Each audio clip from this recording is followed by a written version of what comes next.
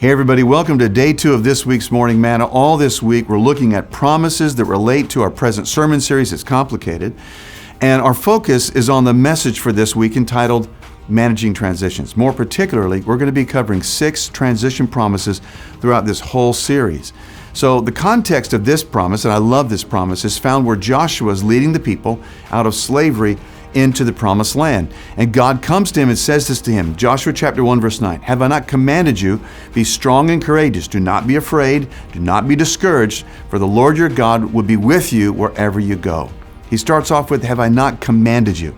God will not send you into a new place and leave you to wander. He's going to guide you through His commandments. He's going to guide you through His Word. You can always trust in His Word. It's always true. It's always right. It always points due north right after God.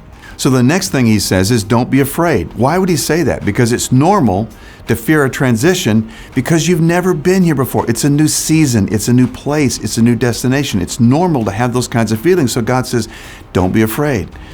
He's been there, so He's got you. Then He says, don't be discouraged.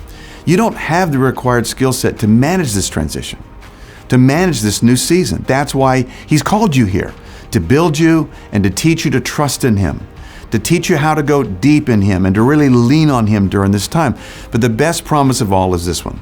For the Lord your God will be with you wherever you go. I love that word, wherever. In this specific place that He's leading you, but wherever else you may go, He is with you. God Himself will be with you all through your transition, all through this next season, just like He's been with you in the last seasons of your life. Listen, it's complicated, but by His grace, you can manage this next transition.